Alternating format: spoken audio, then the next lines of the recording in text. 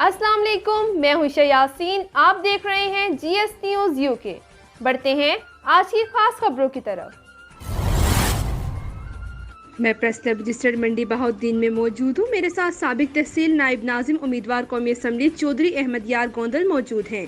इनसे जानते हैं कि निगरान हुकूमत आइन के मुताबिक जनरल इलेक्शन करवाने में कामयाब होगी या नहीं। जी चौधरी साहब।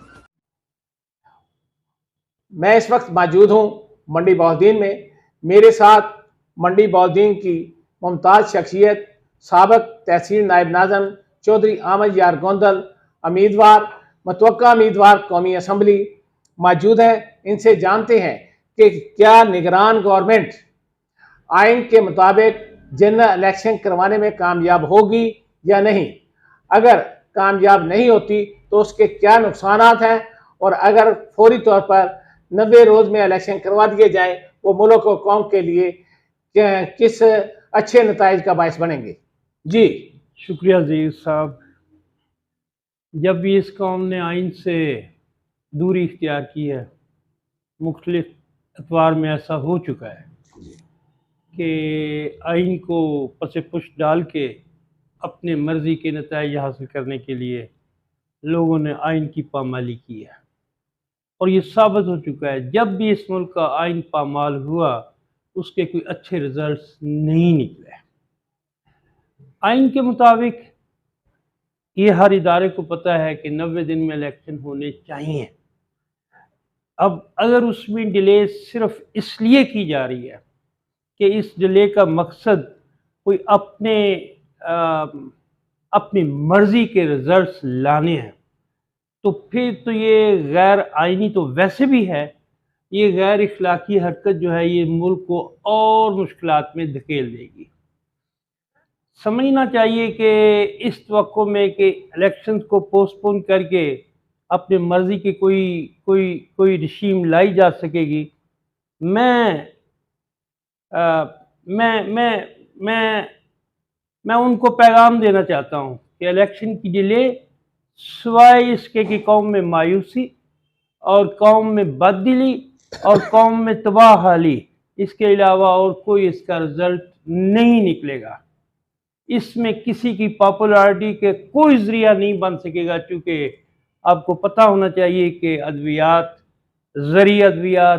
ज़री खादें, ये सारी चीज़ें जिस सिमत जा रही हैं तो ज़िंदगी का पहिया रुकने वाला है। कहीं ऐसा ना हो कि ज़िंदगी का पहिया इस तरह से रुके कि ये नाकाबिले बर्दाश्त हो कि किसी तूफ़ान का पेश खैमा बन जाए। तो बर वक्त इलेक्शन ही से कोई तवक्को की जा सकती हैं कि बार बार और बर वक्त सिस्टम के मुताबिक लोग आते रहेंगे तो इंशाअल्लाह व फज़ल खुदा उसी में ही जिस तरह से दुनिया ने तरक्की की है, कोई ये अलग मुल्क नहीं है दुनिया से, दुनिया ने जिस तरह से तरक्की की है, हमने कौन सा रास्ता अख्तियार कर लिया है कि अपनी क़यादत को ढूंढने का ये एक नया तरीक़ेकार है। कभी इलेक्शन में डिले, कभी इलेक्शन ना कराने, कभी इलेक्शन में धांधली करवानी। ये जुल्म और ज़्यादती लोगों के साथ तो है, मुल्क के साथ भी जुल्म ज़्यादती है। मानसा इब्राहिम सिटी रिपोर्टर। योमे मुफ्ती आजम पाकिस्तान मुल्क भर की तरह हज़ारा भर में क़ीदत एहतराम से मनाया जाएगा। हज़ार की मरकज़ी तकरीब एबटाबाद जामिया निज़ामिया में होगी।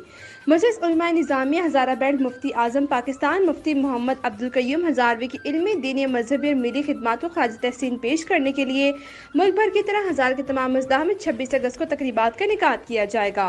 हज़ारा की मरकज़ी तकरीब जामिया निज़ामिया एबटाबाद में मुनक्किद होगी। मजलिस उलमा निज़ामिया हज़ारा बेल्ट की रहनुमा मुफ्ती इनायतुर रहमान हज़ारवी, मुफ्ती मोहम्मद यूनुस रिजवी, मौलाना सईदुर रहमान हज़ारवी, मौलाना यूनुस हज़ारवी, मौलाना कारी मोहम्मद सज्जाद हज़ारवी और दीगर ने अपने एक मुश्तरका बयान में कहा है कि मुफ्ती आजम पाकिस्तान के दीनी और मिली खिदमात काबिल सताइश हैं और काबिल तकलीद हैं। इनका मज़ीद कहना था कि हज़ारा भर में 26 अगस्त बरोज़ हफ्ते को साल सवाब के लिए तकरीबात का इनेकाद किया जाएगा। मरकज़ी तकरीब जामिया निज़ामिया रिजविया एबटाबाद में होगी। कुरान ख़वानी के बाद उलमा किराम खिताब फरमाएंगे। ہمارے بیورو چیف پنجاب سینئر صحافی و کالم نگار میاں میر احمد مستانہ سہروردی کی رپورٹ کے مطابق زندگی اور موت خدا کے اختیار میں ہے، لیکن والدین اپنے بچوں کو ٹریفک قوانین کا پابند بنا کر زندگی کو محفوظ بنا سکتے ہیں۔ ہیلمٹ استعمال نہ کرنا تیز رفتاری، غفلت، لاپرواہی حادثات کا سبب ہے، جبکہ کم عمر طالب علموں کو موٹر سائیکل چلا کر اسکول کالج آنے پر پابندی عائد کر دی ہے۔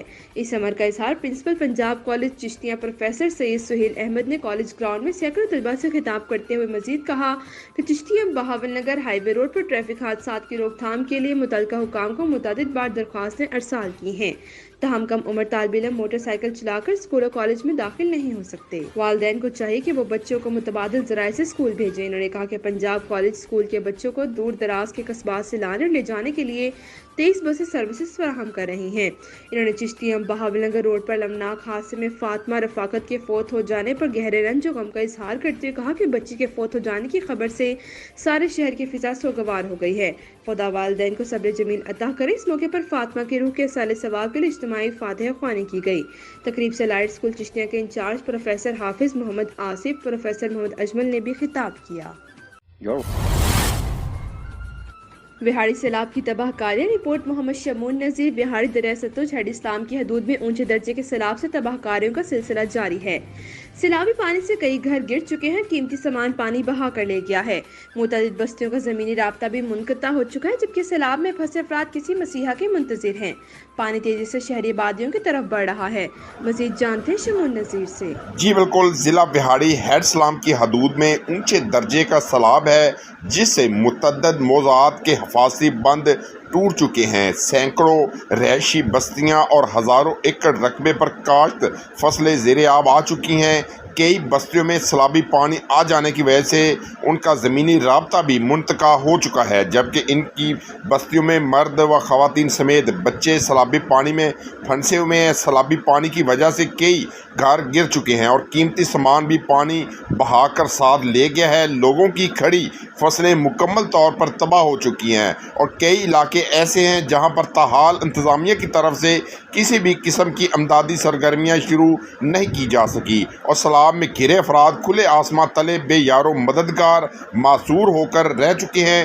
ضلع انتظامیہ کی طرف سے 3 مقامات پر سیلاب متاثرین کے لیے خیمہ بستیاں تو لگائی گئی ہیں اور 1600 افراد کو ریسکیو کرنے کا بھی دعویٰ کیا جا رہا ہے، لیکن تاحال ان خیمہ بستیوں میں ایک بھی شخص نظر نہیں آ رہا۔ سیلابی پانی کا تیزی سے شہری آبادیوں کی طرف بہاؤ جاری ہے، جبکہ انتظامیہ پانی کو روکنے اور بروقت انتظامات کرنے میں ناکام نظر آتی ہے۔ لوگ اپنی مدد آپ کے تحت نقل و مکانی کرنے اور اپنے مال مویشی بچانے کی کوشش کرتے دکھائی دیتے ہیں، جبکہ پانی کا بڑا ریلا آج بھی ہیڈ اسلام سے ٹکرائے گا، جس سے مزید تباہی کا خدشہ ہے۔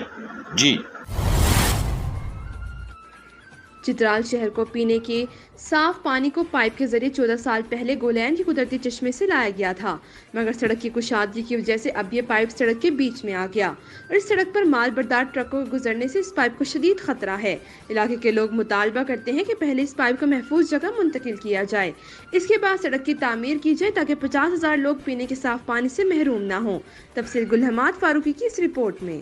چترال ٹاؤن کی 50,000 آبادی کے لیے پینے کی صاف پانی فراہم کرنے کے لیے 14 سال پہلے محکمہ پبلک ہیلتھ انجینئرنگ نے کروڑوں روپے کی لاگت سے گولین سے پائپ لایا تھا۔ چونکہ اس وقت یہ سڑک صرف 12 فٹ میٹل یعنی پختہ تھا، تو اس پائپ لائن کو کسی قسم کے نقصان سے بچانے کے لیے سڑک کے کنارے پہاڑ کے دامن میں سے گزارا گیا تھا۔ بعد میں یہ سڑک NHA یعنی نیشنل ہائی وے اتھارٹی کو حوالہ ہوا اور اسے 40 فٹ تک وہ کشادہ کر رہے ہیں، جس کی وجہ سے اب یہ پائپ لائن سڑک کے درمیان میں آ گیا۔ اس سڑک پر مال بردار ٹرک اور ٹریلر گزرنے کے بعد پائپ لائن کو نقصان پہنچنے کی صورت میں اس سڑک کو بھی نقصان پہنچ سکتا ہے۔ محکمہ پبلک ہیلتھ انجینئرنگ نے اس پائپ لائن کو سڑک کی بیچ سے نکال کر اسے محفوظ کنارے پر منتقل کرنے کے لیے 29 کروڑ روپے تخمینہ کا ٹینڈر کیا ہے۔ پبلک ہیلتھ انجینئرنگ نے اس سلسلے میں ضلعی انتظامیہ اور NHA حکام سے خط و کتابت بھی کیا ہے کہ جس حصے میں یہ پائپ لایا گیا ہے اس 22 کلومیٹر سڑک پر تب تک کام نہ کیا جائے جب تک اس پائپ کو شفٹ نہ کیا جائے اور ٹھیکیدار گولین سے آگے 50 کلومیٹر سڑک پر کام جاری رکھے، مگر لگتا ہے کہ ٹھیکیدار جان بوجھ کر اسی حصے میں کنکریٹ، کلورٹ، حفاظتی دیوار اور پلوں کا کام کرتا ہے جہاں پیپ پڑا ہے تاکہ پیپ نکالتے وقت وہ محکمہ پبلک ہیلتھ سے سڑک توڑنے کا تاوان وصول کرے۔ علاقے کے لوگ مطالبہ کرتے ہیں کہ یہ سڑک 75 کلومیٹر لمبا ہے، پہلے اس پیپ کو محفوظ جگہ منتقل کرنے کے بعد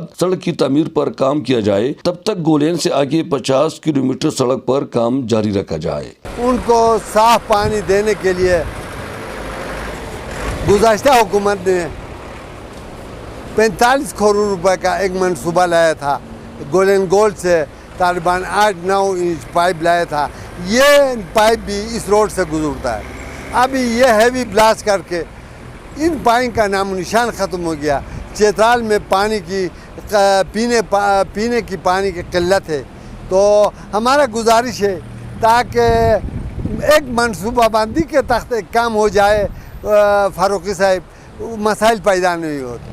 جب پائپ لائن وہ 10 انچ پائپ لائن بچھائی جا رہی تھی تو وہ روڈ کے اس طرف سے لے جائی گئی ہے تقریباً 3.5 فٹ گہرائی میں، تو آئے روز جو ہے یہ پائپ جو ہے یہ پھٹتا رہتا ہے، تو اس وجہ سے کئی جگہوں پر ادھر گھروں کو بھی نقصان پہنچا وہ پائپ لائن پھٹنے کی وجہ سے۔ اب تو چونکہ روڈ کی توسیع ہو رہی ہے تو یہ بالکل سے روڈ کے سینٹر کے میں سے گزر رہی ہے، تو اس طرح اگر مستقبل میں اگر پائپ لائن پھٹ جائے تو یہ روڈ کی حالت کا تو یہ تو پھر تو کروڑوں روپے کی لاگت آئے گی اس کی مرمت میں۔ تو ہم ان سے گزارش کرتے ہیں کہ سب سے پہلے یہ پائپ لائن کو یہاں سے یا تو کسی اور جگہ سے متبادل جگہ سے لے جایا جائے، یا اس کے لیے کوئی پراپر طریقے سے کوئی منصوبہ بنایا جائے تاکہ آئندہ کے لیے روڈ بھی محفوظ ہو اور پائپ لائن بھی محفوظ ہو۔ اگر یہ پائپ یہاں سے نہیں نکالا گیا تو پانی لیک ہونے سے یہ سڑک تباہ ہو سکتا ہے، جس پر تقریباً 21 ارب روپے کا لاگت آ رہا ہے۔ شہزاد علی کی رپورٹ۔ یونیورسٹی فکاڑا بد انتظامی اور نااہلی کا شکار۔ مسائل ہی مسائل، طلبہ طالبات خوار، انتظامی معاملات بہتر کرنے کے بجائے سب اچھا ہے کی پالیسی پر کاربند ہے۔ طالبات کو سفری سہولت فراہم کرنے والی متعدد بسیں خراب ہیں۔ طالبات یونیورسٹی کی بس کو دھکا لگانے پر مجبور ہیں۔ یونیورسٹی فکاڑا انتظامیہ کی نااہلی کے نتیجے میں تعلیم حاصل کرنے آنے والے طالبات خراب بس کو دھکا لگانے پر مجبور ہیں۔ طالبات کا کہنا ہے یونیورسٹی کی متعدد بسیں اکثر خراب رہتی ہیں۔ خراب بس کو دھکا لگانے کی footage G S T V U کو موصول ہو گئی۔ فوٹیج میں خراب بس کو طالبات سے دھکا لگواتے دیکھا جا سکتا ہے۔ عوامی حلقوں کا کہنا ہے کہ یونیورسٹی کے وائس چانسلر ڈاکٹر واجد کی عدم دلچسپی سے معاملات خراب ہوتے جا رہے ہیں۔ سفری سہولیات کے ساتھ حصول علم میں بھی طالبات کو مشکلات کا سامنا ہے۔ انتظامی اور مالی معاملات کے حوالے سے بھی شکایات عام ہیں۔ وائس چانسلر ایڈ ہاک ازم پر کاربند ہے۔ شہریوں نے گورنر پنجاب بلیغ الرحمان سے نوٹس دینے کا مطالبہ کرتے ہیں۔ You're watching GSTV UK. Keep watching.